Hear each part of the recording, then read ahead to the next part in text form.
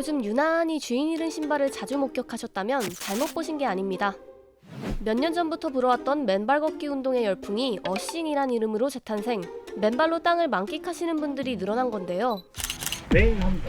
오늘 제가 4시 반쯤 날에 1시간 조금 더 됐습니다. 오전에는 산에 가고 오후에는 황토길 찾아서 여기까지 오고 이렇게 주로 하는 편이에요. 거의 매일. 네, 자주 해요. 쭉 오목길에서부터 지금 쭉 걸어온 거예요. 맨발로. 보도블록 튀어 있는데도 그냥 왔어요. 보도블록도 지압은 된다 그래서 접지는 안 돼도 지압은 된대요. 조금 생소한 이름 어싱은 지구와 접지를 뜻합니다. 땅과 몸을 연결하는 접지를 통해 땅에 있는 자유전자가 몸으로 흘러들어와 체내 활성산소를 중화시켜 만성 통증, 염증, 스트레스 등을 개선할 수 있다는 이론인데요. 사례를 찾아보니 이 어싱으로 병을 극복했다는 이야기도 있고, 어르신들 사이에서는 만병통치약처럼 여겨지고 있었습니다. 몸 전체적인 그 혈의 흐름이 발끝에서부터 머리끝까지 도는 기능이 있대요. 이 맨발 걷기로 인해서 접지가 이루어지면서 많이 기능이 좋아진다고. 그냥 비 오는 날이 더 좋다 그래서 전기가 잘 통한대요. 비 오는 날이. 근데 아까도 비 옷 입고 가시더라고요. 어떤 분. 여기도 오셨네. 하지만 이 모습을 본 자녀들은 걱정이 앞선다는데, 다칠 위험은 물론이고 효과에 대한 명확한 근거도 부족하다는 거죠. 상황이 이러하니 전국 아들, 딸들의 의문을 담아 의과대학 교수님들께 어싱 효과에 대해 자문해봤는데요. 긍정적 영향을 끼친다는 연구들이 존재는 하지만 연구 집단이 적어 통계적으로 의미를 갖기 어렵고, 그 영향이 개별적인 질환에 어떤 치료 효과가 있는지는 추가적인 연구가 많이 필요한 상황이라 답변해 주셨습니다. 또한 관련 제품 판매를 유도하는 조짐도 보여 우려를 표하기도 했는데요. 너무 맹신해서는 안 되겠죠?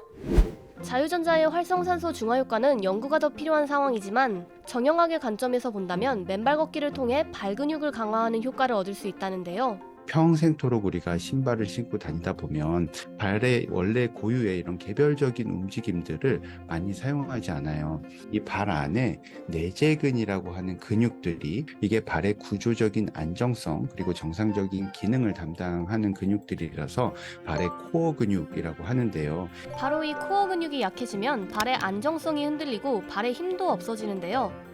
발에 힘이 없어지면 더 쉽게 넘어집니다.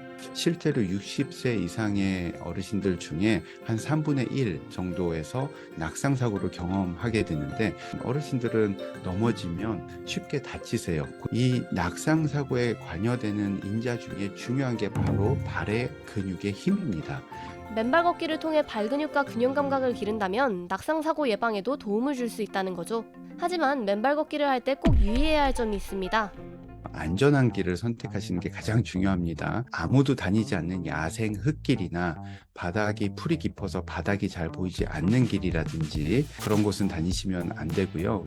굉장히 막 험한 산길 있잖아요. 그런 데는 등산화를 신고 걸으셔야죠. 많이들 물어보시는 게 시멘트나 아스팔트를 맨발로 걸으셔도 되느냐 하시는데, 그런 데를 걸으시면 이 마찰력이 심하기 때문에 발에 물집이 쉽게 잡히고 상처가 나기 쉬우니까 안 되고요. 또한 당뇨, 신경병증 때문에 발이 안 좋다면 상처가 났을 때 잘 낫지 않고 감염의 우려도 있어 맨발 걷기는 피하는 게 좋다고 합니다. 어르신들의 만병통치약으로 급부상한 맨발 걷기 운동 어싱. 꾸준한 운동으로 활기를 되찾는 것도 좋지만 제대로 알고 안전하게 걷는 게 무엇보다 중요하겠죠? 이번 영상을 만든 PD가 추천하는 영상도 보고 가세요. 스브스 뉴스의 다른 영상을 즐기시려면 구독 버튼을 꼭 눌러주세요.